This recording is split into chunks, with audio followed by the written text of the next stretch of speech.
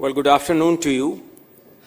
And it's only the presence of the foreign minister that immediately after a luncheon session, we still have a full hall, and we have a very wide variety of interesting questions people have in mind. Thank you for agreeing. We are deeply honored, Foreign Minister, that this is the third Kautilya Economic Conclave.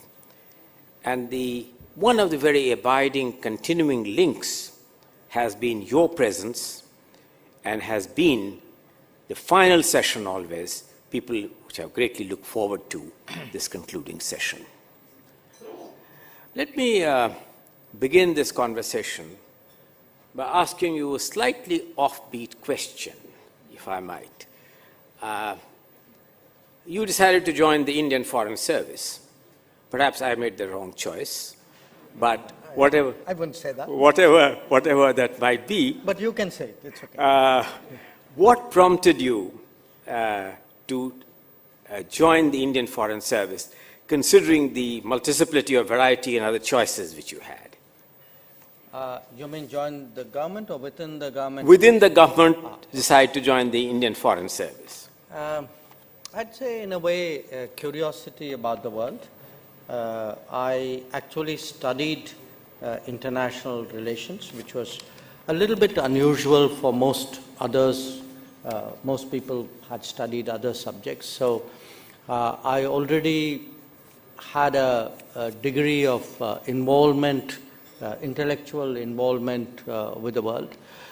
I also suppose, in a way, I grew up in a household where there was a lot of interest about the world. It was, in what you read, in the music you heard. At that time, not the friends you had, that came later. So it was already there in a way. And when you join the government, for those of you who are not familiar, you have a choice between taking a domestic stream or a international foreign policy stream, and I chose that. It was not something I was particularly conflicted on. I mean, it seemed fairly obvious to me. All right. Pursuing that same strain, you were greatly influenced by your father, which is understandable, in multiple ways. Now, he was a person who had combined in a certain sense, the foresight of seeing how the world will evolve and how security considerations will increasingly play a more dominant role in shaping policies. In that sense, was that an important influence on you also, Minister? Partly because, fathers are dominant figures in everybody's life. But equally influential figures are mothers. My mother actually, whether it was my reading or particularly music, my mother studied music. She was very much influenced. Her life revolved around music. So I think I got the sort of the hard politics, strategy, the world history from my father. I got the world literature, music, world culture from my mother, and I guess some of it stuck. So there I am. All right. Coming to some of the more contemporary issues, you are just back, Minister, from after addressing, perhaps for the umpteenth time, the General Assembly of the United Nations. You have seen the United Nations evolve and yet not evolve. Seems to have been caught, as you rightly said, a time warp. United Nations is perhaps the apex multilateral institution, but in general there has been a decline in multilateralism. How do you see the future of global cooperative framework with the great amount of reluctance and recalcitrance on the part of multilateral institutions, particularly the United Nations, to evolve? Well, since this is an economic conclave, let me give you a business-like answer.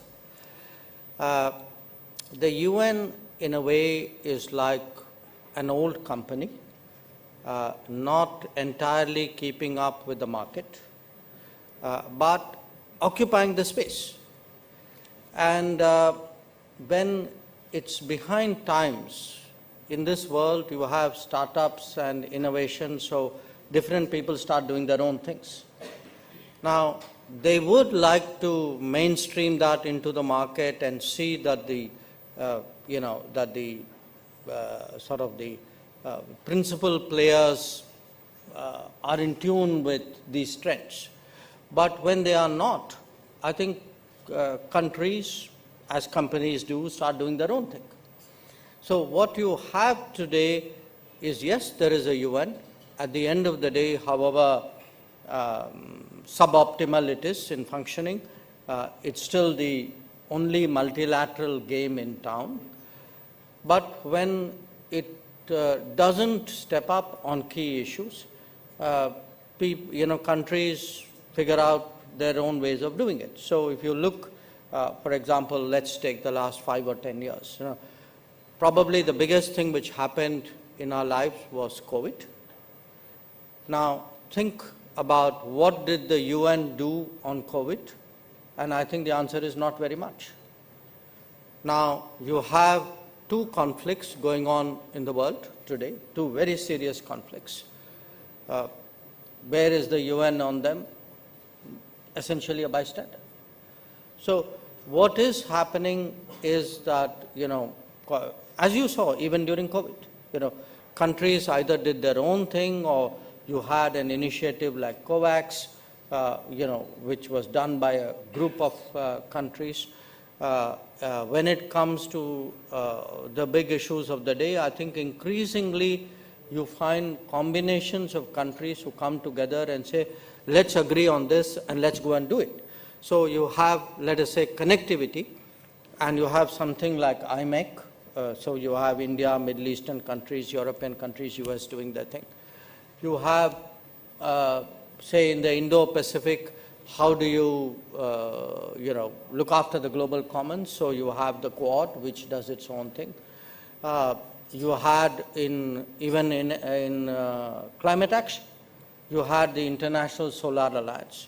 You have the Coalition for Disaster Resilient Infrastructure, all bodies which came from outside the UN framework. So I think today the UN will continue, but increasingly there's a non-UN space, which is the active space, and I think it's telling on the UN.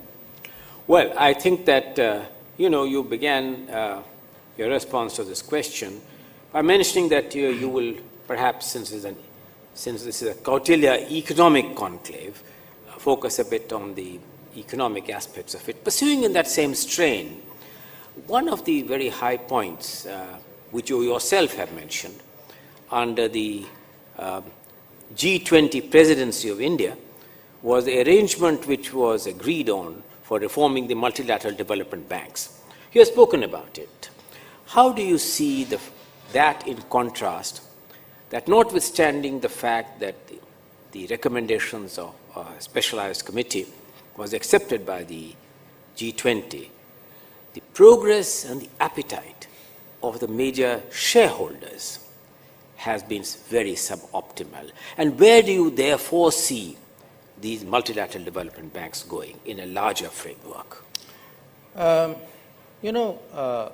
First of all, I think it was very good that in the last year and a half, we had that progress, we had that direction, that momentum. In a sense, the Brazilian presidency is picking up on it, hopes to take it forward. But because you spoke about the UN, I do want to say we came out of something called the Summit of the Future.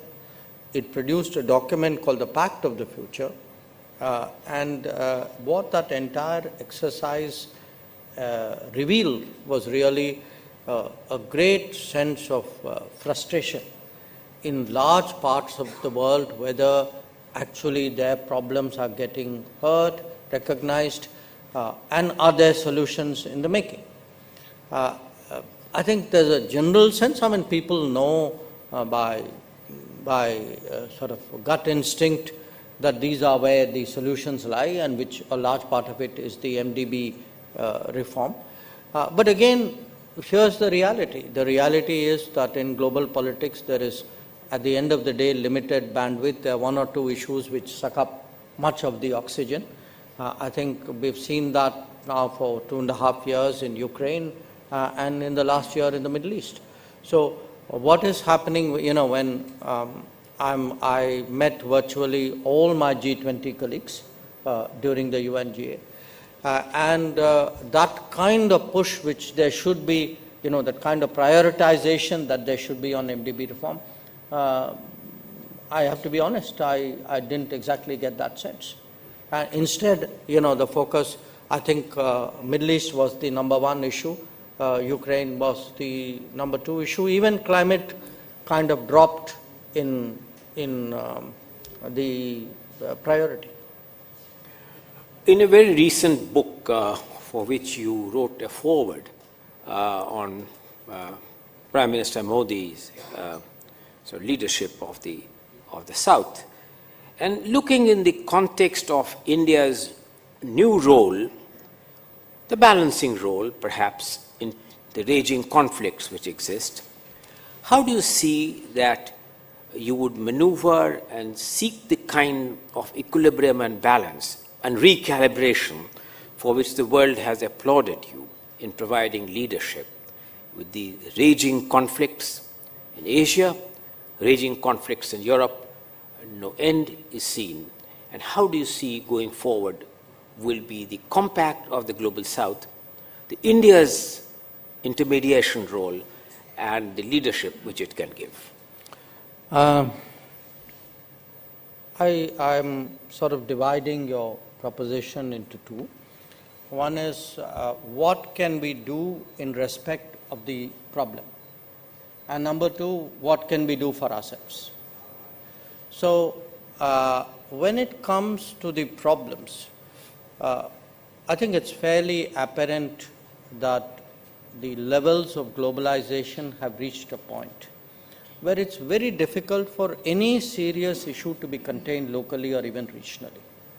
So if you have a war in Ukraine, it doesn't stay in Central Europe or even in Europe or even in the West. If you have something in the Middle East, it doesn't stay in the Middle East. So if you look at, let us say, what's happening now and compare it to, 1973, of course, you had the oil issues, but 67 and 73, when there were conflicts in the Middle East, it was a much simpler, much more contained conflict than what we are seeing today. So the first issue is, what do you do if the entire world is going to get affected by big problems? Do you remain impassive? Do you say, okay, we'll wait for it to play out? Or do countries who can make a difference, or at least try to make a difference, do they step forward and try and do it? I would argue that today's day and age and the nature of globalization and the stakes involved and the impact that it has on the entire world, especially on the global South, those who can try to make a difference should try and do it. And to some extent, that's been the logic, the driving force, the thinking behind some of our activities, say, for example, in respect of Ukraine. Which is, in the last few months, you've actually had Prime Minister meet President Zelensky 3 times. This is in his 3rd term since June.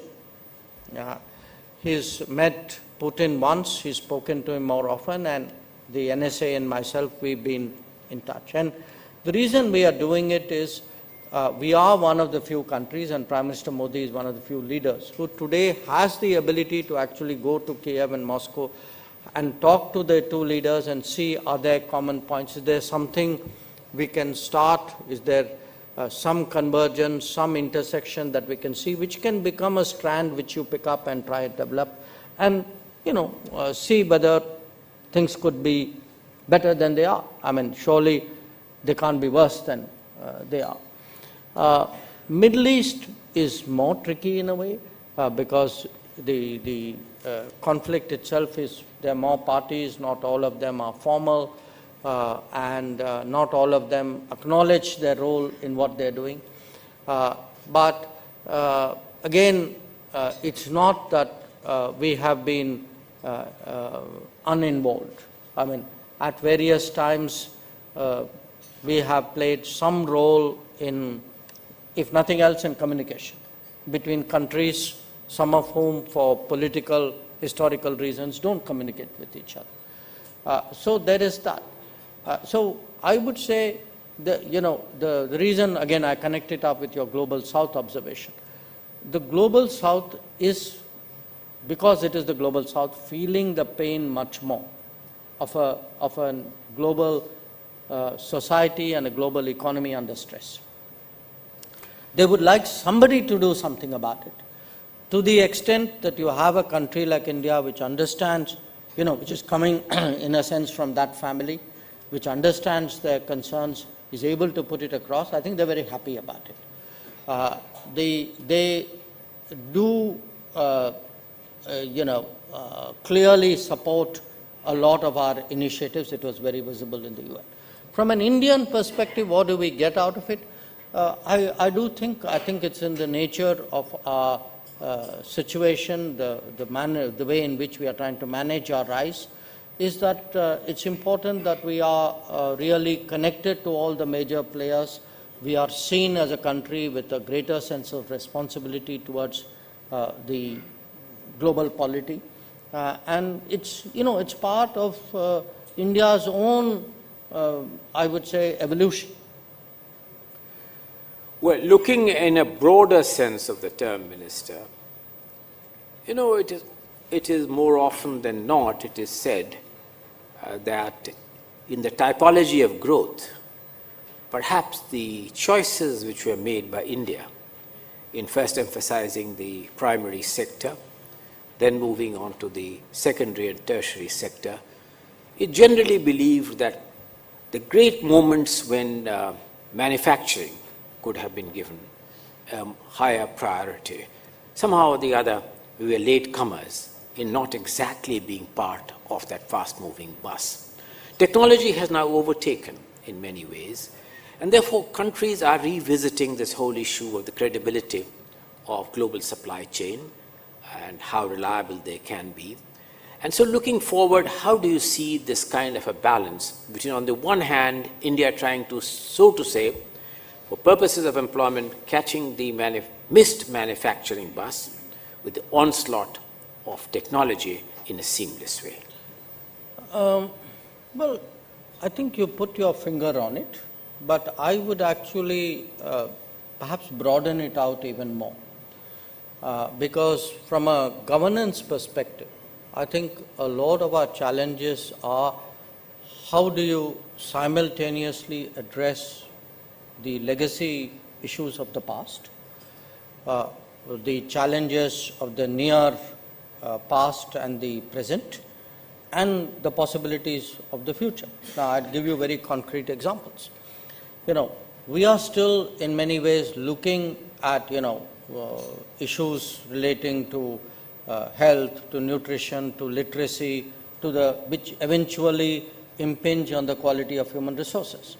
Now, there are other countries in this continent who prioritized many of those issues ahead of us, who were willing to make that kind of political and resource commitment, for example, to literacy, and have reaped the benefits of it. So I would say before we missed the manufacturing bus, I think we were also late in boarding the literacy bus.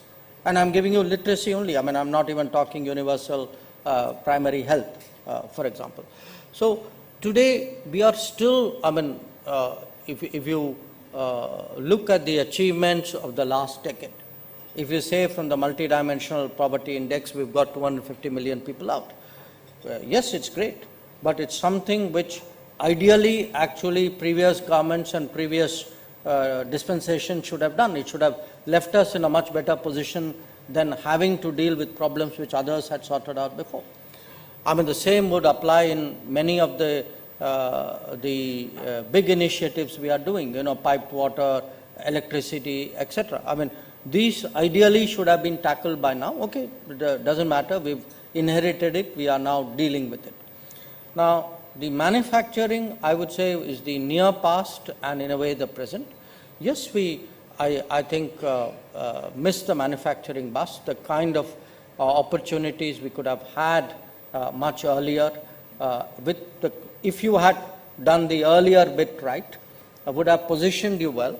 And I think it's important to recognize, because without a large country which doesn't have manufacturing is not in the right position then to deal with technology.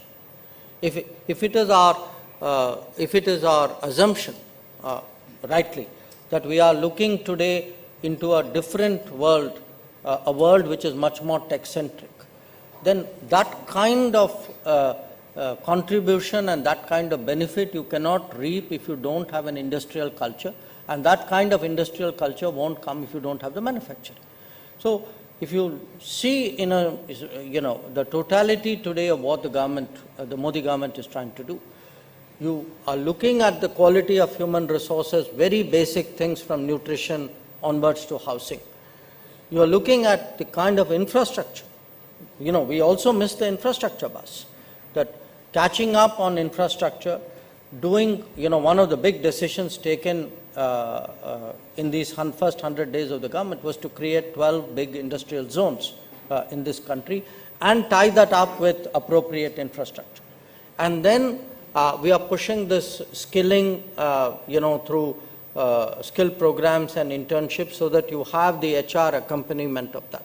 So you have to get the manufacturing, you have to get the HR, you've got to get the infrastructure, you've got to get the global capability centers and the joint ventures coming in, because all of this will add up to position you for the world that is coming. And the world that is coming, I think, is such a fundamental change that, at least, I know this is an economic conclave, but I would say, as someone in international relations, AI is probably going to be the most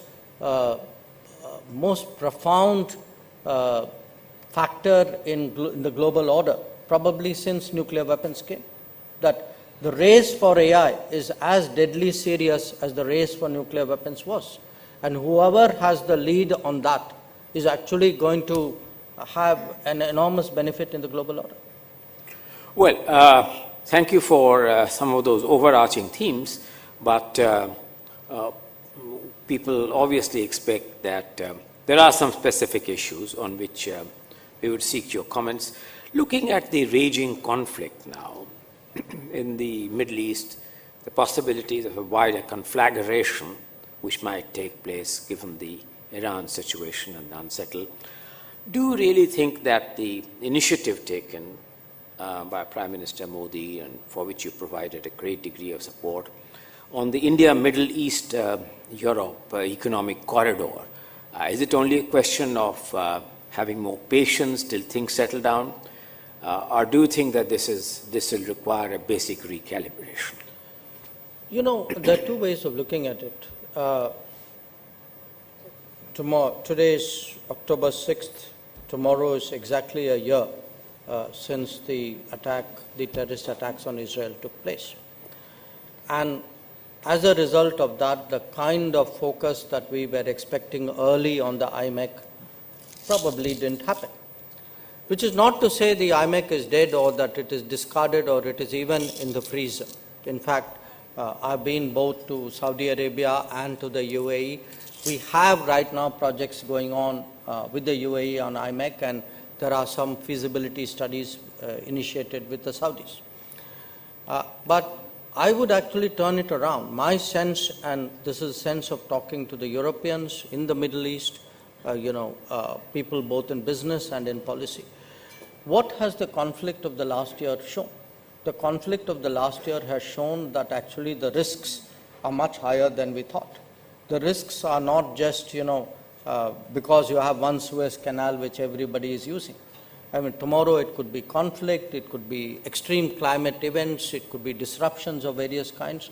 You have a bunch of people sitting in Yemen who are firing drones and missiles who can actually jeopardize global shipping. Now,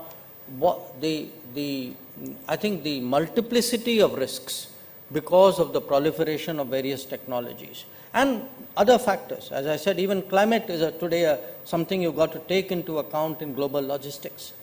That I think the case for the corridor has actually become stronger, not weaker. In fact, I would argue that corridor will be clearly a very big idea in which a lot of countries are invested. Therefore, I expect to see it move much faster. But there are other corridors as well. I mean, for India, there are corridors eastwards. We are trying to build a land corridor all the way up to Vietnam. There's a corridor by sea that we are looking at. I mean, if the polar melting actually is going to again open up passages which could not have been envisaged.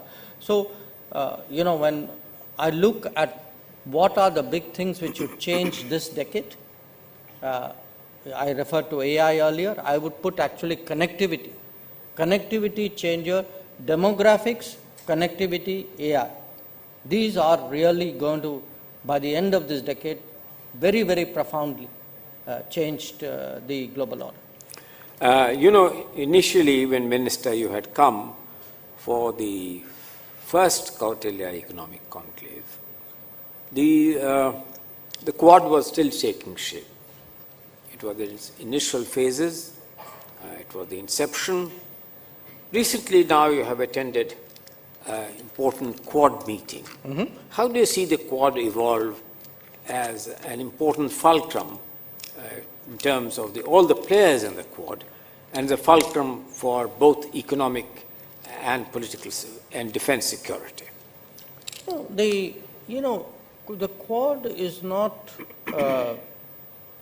Quad's really very, very broad-based, because the nice thing about Quad is that it's like a sort of an open architecture.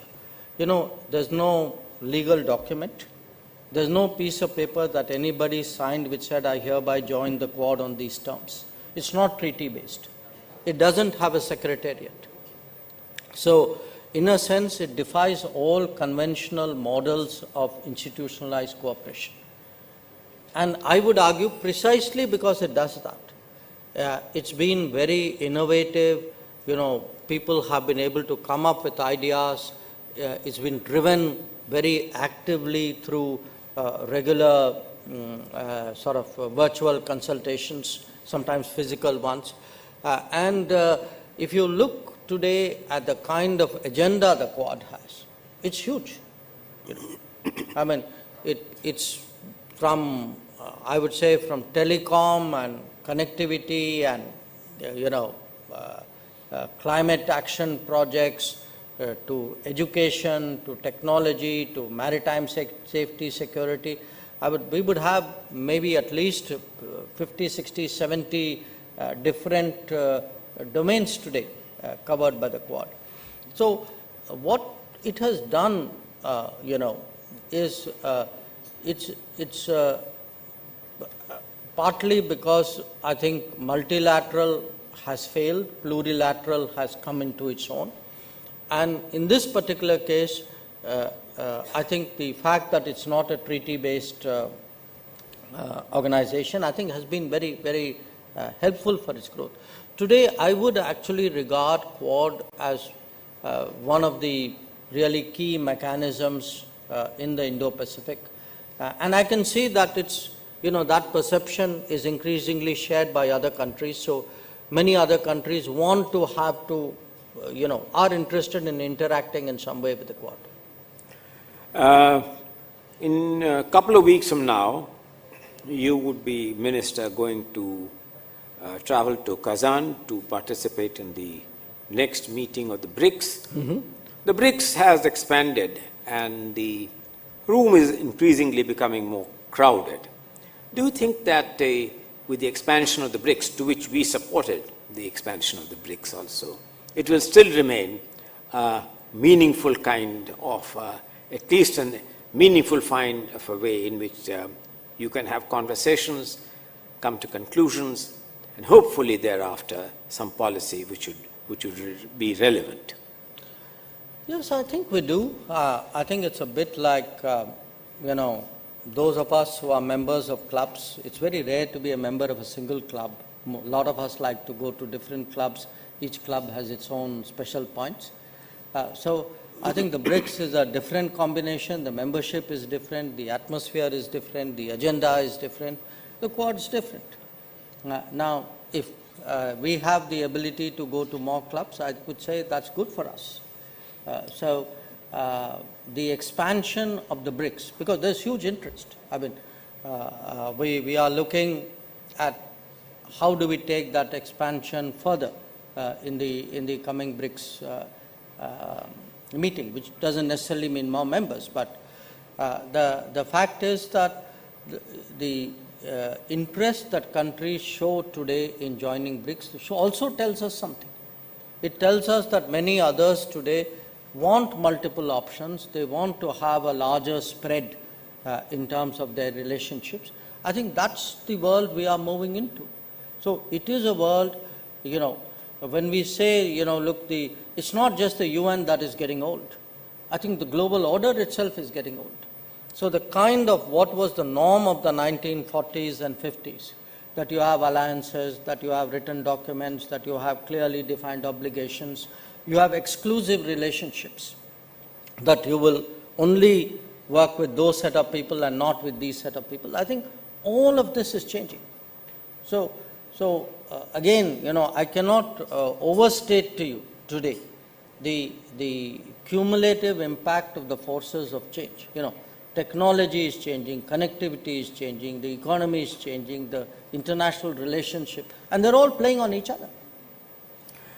We are gratified that you just returned from Sri Lanka yesterday or this morning, I don't know, but thank you very much that immediately after that you have spared your time. What do you see the Sri Lankan economy, considering the fact that it's a very important integral part of our entire framework of regional cooperation? And what are your impressions of the new government in Sri Lanka? Well, I think the Sri Lankans have, they were in really very, very difficult situation.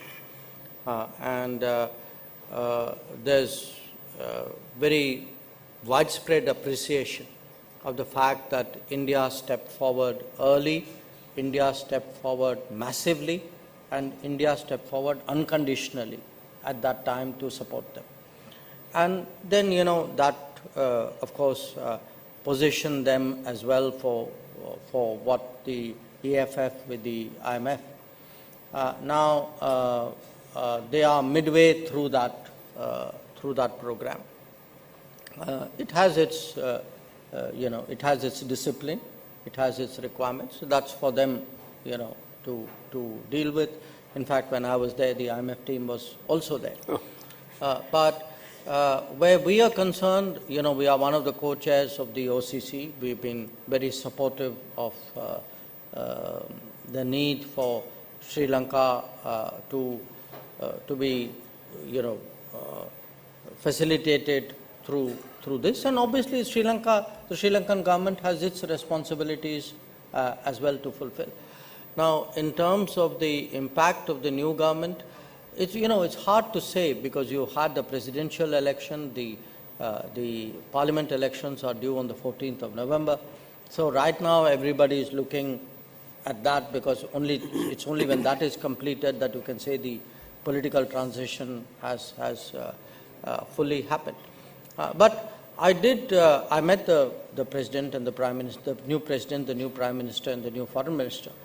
And I think they are cognizant of their predicament. They do understand the seriousness of the challenge that they have.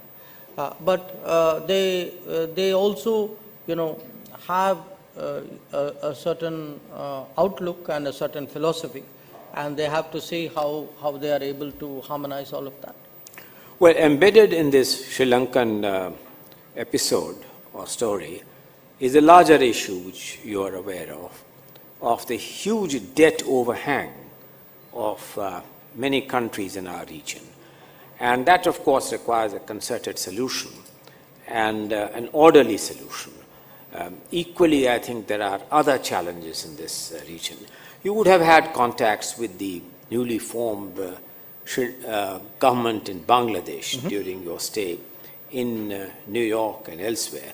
And what are your thoughts on the going forward on the Bangladesh-India equation?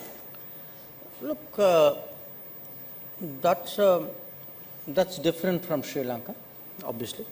When I was in New York, I met their advisor for foreign affairs, and we had a discussion, and the summary of it was really, on their side, stress on the importance of cooperation with India. On our side, affirmation of the fact that we believe structurally our relationship is so strong that there could be political ups and downs, but we think that the structure is sound enough to absorb all of that. Now, exactly how we're going to go forward in the relationship, I think that remains to be worked out, because the main contacts we've had are really the meeting in New York and what our ambassador has been having in Dhaka. So I think it's a bit early for me to really predict the course of that. But by and large, I would say this, that if you look at our neighborhood, with one notable exception, countries of the neighborhood in the last decade actually have regionalized much more deeply than they have done in the last 7 or 8 decades, since independence for us. And the impact of that and the impact of the size of the Indian economy and the willingness of India really to step out and do things for its neighbors and for the rest of the world, I think that is today shaping people's thinking, that whether it was Sri Lanka in economic distress or the fertilizer shortages after the Ukraine war started, or the vaccine demands during COVID, there is that broader regional sense, okay, there's an India, we can ask India, it's a country that is there for us. And I would say in that sense, we are both a lifting tide as well as, it's a paradoxical metaphor, but a ballast as well for the region. Well, you did make the remark en passé, and without, I will be more specific, with one exception. But, Foreign Minister, you're traveling to Pakistan after a long time. No doubt you have clarified, papers have carried it fully, that we're only going to talk about the framework of the Shanghai Cooperation Council, for which you are primarily going there. But frankly speaking, although diplomacy is inscrutable, opaque science and art, is it possible to keep the bilateral completely distinct from the other sort of issues which our relationship has been bedeviled with? Well, look, I'm going there for a job, for a certain responsibility, and I take my responsibility seriously. So I'm going there to represent India at the SCO meeting, and that's what I'm going to do. All right. I cannot end this conversation before I open it up for some questions without, of course, recognizing the presence of the one and only Professor Jagdish Bhagwati, who has come to listen to you, and is a quintessential supporter and spokesman for a freer world, having written powerful books on it, including the one which he wrote in the globalization and its defense of globalization, as a kind of a rejoinder to Stiglitz's book earlier, which had talked about globalization and its discontents. The fact remains, Minister, that the world is becoming increasingly more and more protectionist and seeking to impose barriers. In such an increasingly more protectionist world, and notwithstanding the presence of Professor Bhagwati, how do you see the future of international cooperation and globalization going forward? I think, and I'm not trying to split the difference here. At one level, actually, the world is getting globalized deeper and deeper because the supply chains are getting increasingly transnational. I mean, nothing serious is necessarily made in one country anymore. There are obviously big countries would be an exception to some degree. But on the ground, therefore, you have this interdependence, and on the digital era also an interpenetration. That what you say, what you use, what you process, what is recorded, also much of it doesn't anymore stay within your national boundaries. On the other hand, you have a sort of a social and political backlash against globalization because the manner in which globalization has been conducted for the last 25 years has led to a sense of job losses and a sort of dissatisfaction with quality of life in many societies. And that's translated into politics. So I don't think you're going to get a clean answer saying, is this going to win or that going to win? I think they're going to coexist with a lot of tension between the two. There's a third factor, which is that, globalized trade is not just globalized, it's also weaponized. So when trade is weaponized and finance is weaponized, people will take defenses against that. So one reason for protectionism, or I would say at least supply chain cautions or trusted digital certifications, would happen because there is an element today, national security has become a very pervasive filter through which economic transactions are now viewed. And the more economic transactions become technology transactions, the national security filter will only grow stronger. So I would argue that, let's look for efficiency, let's look for a sort of a smooth, well-functioning, well-oiled economic system. I think that era is behind us. People would compromise on economic efficiency for national security comfort, for privacy protection, and also in some cases they would rather keep the job at home, because that loss of jobs is a very powerful narrative in many geographies. So you are going to get, in a sense, the realities of globalization are going to collide with the forces of protectionism or globalization caution or hedging, call it what you want. And I think that's going to be a big part, that is already a big part of international relations. And most of all, you can see it played out between the US and China. Well, Minister, with your permission, there are some questions, and if we can keep your questions very brief. Yes, Lord Nicholas Stern.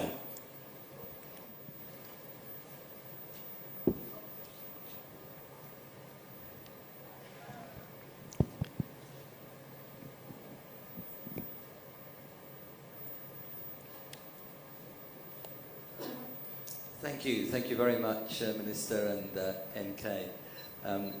We all know and recognize and salute the outstanding presidency of the G20 of India. And within that, the very important proposition from the NK Singh and Larry Summers group, which was commissioned by the finance minister. And that's a landmark, it's a strategy, it's a program. Could you describe how you see the India building on that, taking that forward, and in particular pressing the shareholders of those institutions to themselves press for the implementation of that plan? Because as we all know, the consequences for investment and sustainable investment around the world could be tremendous. In particular if they work well with the private sector. But could you explain how India plans really to take that great success forward and into implementation? I can take 2 or 3 at a go. All right. Professor Alan Kruger. Thank you. Thank you very much. And thank you, Mr. Minister, for an excellent talk. Very interesting and very encouraging about the way things are going and thinking about foreign policy. I was interested in your question about, or your response to NK's question about the international system and then the protectionism and all that, and agree with most of it, but I have a question beyond that. And that is, it has always struck me as strange that it was the big country in the world, namely the United States, that led the move after the Second World War for an open multilateral trading system subject to the rule of law. And the rule of law, of course, is to protect, helps it when it's enforced to the protection not of the biggest, because they could be bullies, but everybody else. But now that things aren't going well, as they should, as you would like them to, what's happening is that everybody's saying this is terrible. Everybody's saying that my country, the United States, has made some mistakes, which I think it has. But meanwhile, other countries are individually fighting and individually protecting themselves. And I cannot quite understand why a country such as India could not take leadership in uniting all of the rest of the world in saying, look, we want to keep open. We want to keep the rule of law. Yes, there are a few things that are needed for national security, but not everything. And right now, at least in my country, every protectionist in the whole country is running and using national defense as an excuse. And I think that some kind of multilateral move on the part of almost everybody, let us call it the world -2, could really make a difference in this, and that it's a right thing for India, which has been a leader right along internationally, to seize the leadership and to articulate the benefits to everybody of this. And right now is a perfect time, I think, because we already have the epidemic. That was shown to be worldwide and to be something we cannot individually solve. We already have other things, the climate issues, which cannot be solved on an individual basis.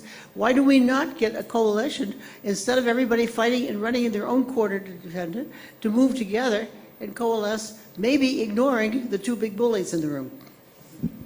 I think that. I'll take one more. Yeah, all right. Yes, please.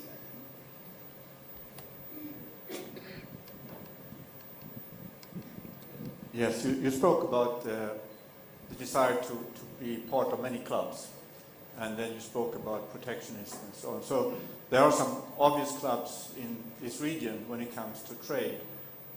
What is your view of the potential of joining those clubs?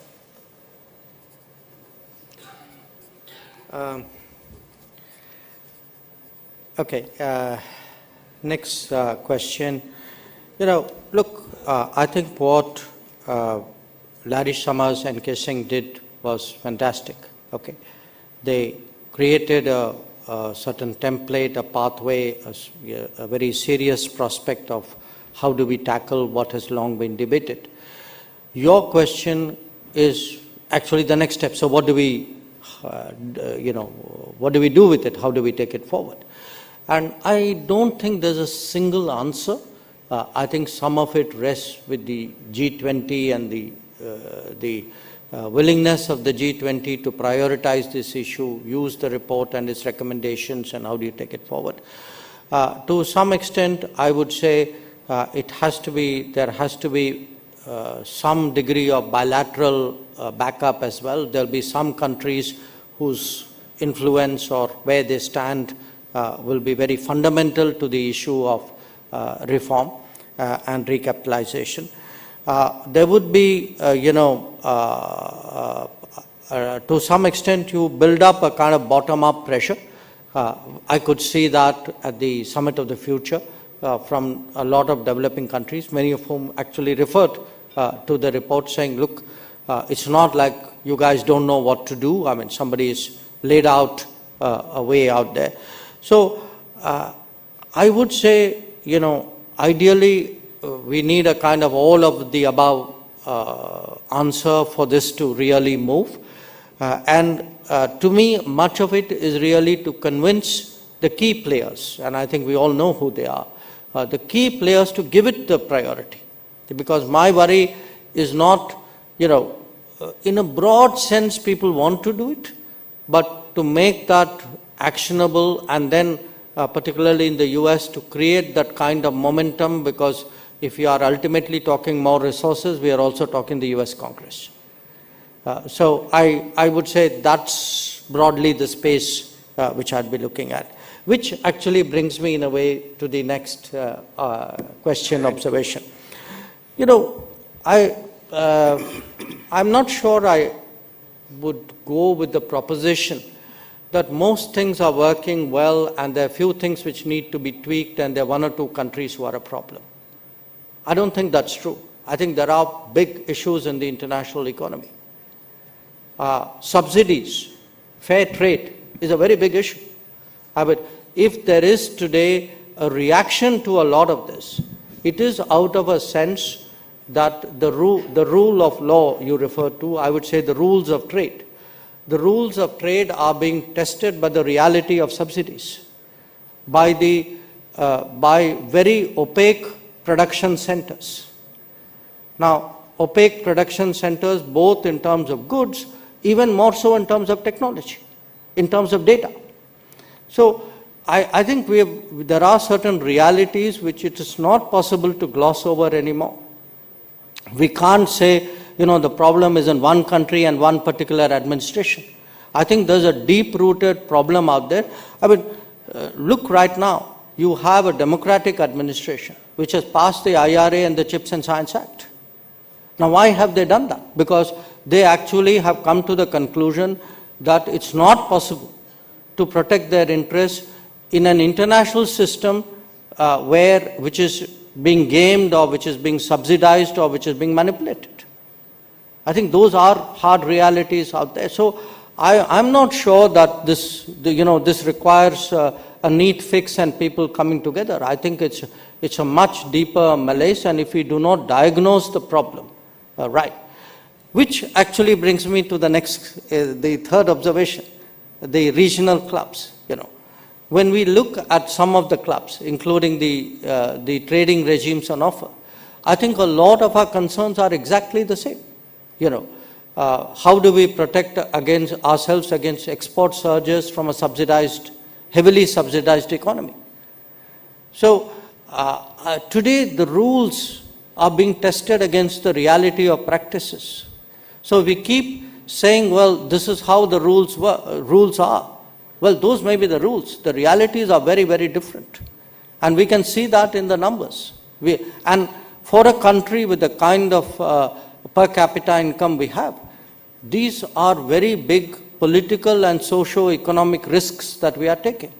Do you really want to expose your economy and your society to the reality of massively subsidized trade, which actually can, as I said, which can also be weaponized with certain purposes in mind? So trade is no longer trade. A lot of trade and a lot of technology, I'm afraid, you know, national security, like it or not, and some of the issues like subsidies and opaqueness, they are fair square in the middle of that conversation. And if we continue to duck it, we are essentially not moving in the direction of a solution. Thank you. I think that there's a great deal of interest, so I'll seek your indulgence just by stretching the thing for a few minutes. Rajiv, first you, then Jean-Pierre Lando, then I think that Prachi, you had your hand up for a long time. Yes. So I just wanted to perhaps be undiplomatic to the quintessential diplomat. What you've heard from Anne Kruger and Lord Stern is a sort of implicit plea for India to take a leadership position on the global south. But in a world that is so geopolitically fragmented, you have talked about the coalition of the willing. Why do we want to waste our time positioning ourselves as a leader of the global south? Why don't we very pragmatically focus on bilateral deals to actually address the single most important cross-border capital requirement, which is for climate? So climate transition, financing for that, my question to you is, what are your views, what is already happening, and what are the prospects for bilateral climate diplomacy for India to raise the cross-border funding it needs for our net zero transition?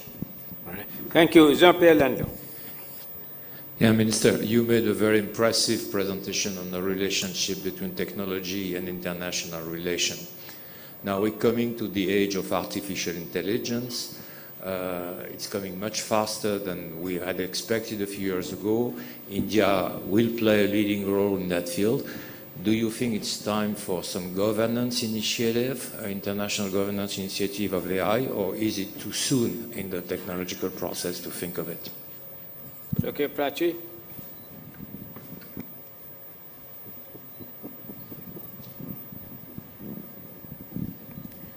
Minister, I was really struck by something you said that, despite all these, discussions about fragmentation, deglobalization, globalization, the fact is that we are becoming very local because things spread in almost, there's such strong spillovers. So, that said, I think the world is getting divided into blocks, as you mentioned. So I was just wondering, next month, November 5, is a big global event, as you know. And, if Trump gets elected, which is, equally likely than not, how are we thinking about it? And do we, is it going to be more black and white relative to what it is now? Having us, being forced to be part of one of the blocks? Thank you.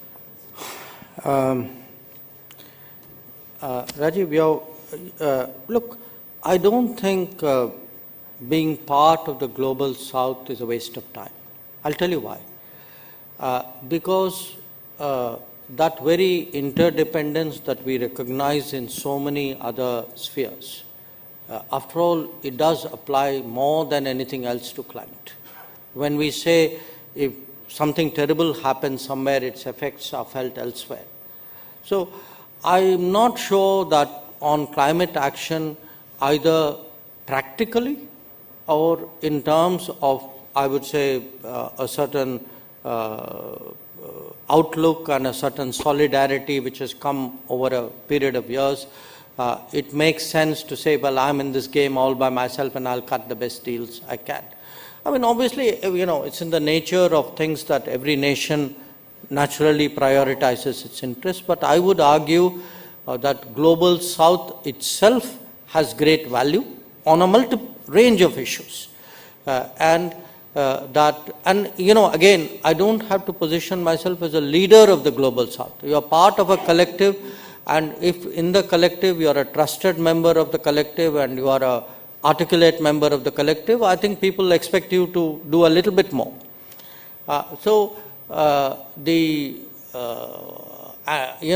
Again, I'm not entirely sure that some of the answers can be found bilaterally. So I would argue that yes, there are, forget bilateral, there are a whole range of unilateral solutions. There are clearly bilateral solutions. I mean, this month, for example, we will have our India-Germany consultations, and in the India-Germany agenda, climate actions and climate-related projects have a big there's a certain salience. It's to me not a either or, and I'm really not comfortable with the idea that you walk away from the global south. On the contrary, I see value. On AI, yes, there are already discussions about guardrails. I think governance may be a bit over the horizon right now, but clearly something so profound is going to require, at the minimum, some kind of international understanding. So after all, every big change, game-changing event in human history, eventually, once you have an international order which is able to communicate with each other and you have organizations, there is an attempt made to find some kind of common do's and don'ts, especially don'ts. So I can't imagine that the world will say something so big, let's leave it to a very Hobbesian solution. I think there would be a inclination to find at least a minimum kind of landing ground on that. On the issue, look, again, yes, there is the paradox that even as conversations and actually policies and realities about countries strengthening their national capabilities has grown. And IRA and Chips and Science Act are two very prime examples of it. There are still, these are not without the global supply chains. So what you're going to have is, in a way, a very interesting division. Parts of the global economy or the global supply chain are going to get a certain layer of comfort or trust or reliability on it. It may not matter to you very much where a glass may come from, but it may matter to you very much where your phone or your computer or whatever else comes from. So you're going to get a very interesting global supply chain divide, where there will be things which will be judged more sensitive. Now the problem with that is the world of AI is going to erode that very fast. But nevertheless, it will stay. And right now you can see, for example, like electric mobility. Electric mobility is now neither seen as electric nor mobility, it is seen as data. How do you protect the data emerging from that? So now you spoke about one possibility of the two in the American election. But I stress to you, look back over the last 5 years. See how many of the policies which in 2020 people thought were the Trump administration policies actually not just carried over by Biden, but they doubled down on those policies. So this is not just, a politician. It's not just a fashion. It's not just one administration. I think there are very deep shifts happening. This is Main Street America, which actually has made a shift geopolitically and in its economic outlook, and has come to the conclusion that the order which it itself devised many years ago no longer works to its benefit to that degree. So I would argue that irrespective of the outcomes in November, many of these trends will intensify in the days to come, and you are going to get, you can call it a more fractured world, but I would say in some ways reliability and transparency are going to be two very key factors which will become metric for countries to have, and enterprises and domains to have dealings with each other. Well, thank you very much, Minister. Thank you for assuring all of us present here that the actual paradox lies in your skills and the agility with which you are able to balance the conflicting forces, asymmetric as they might be, in being both a protagonist for liberal economics and protectionist at the same time. We do not end this today with the kind of a sense of frustration which you mentioned earlier visits many parts of the United Nations, but a sense of optimism that the conduct of our overall international and foreign policy is in very, very skillful hands, which is able to balance these asymmetric forces with which you make India and all of us proud. All the very best to you, Minister.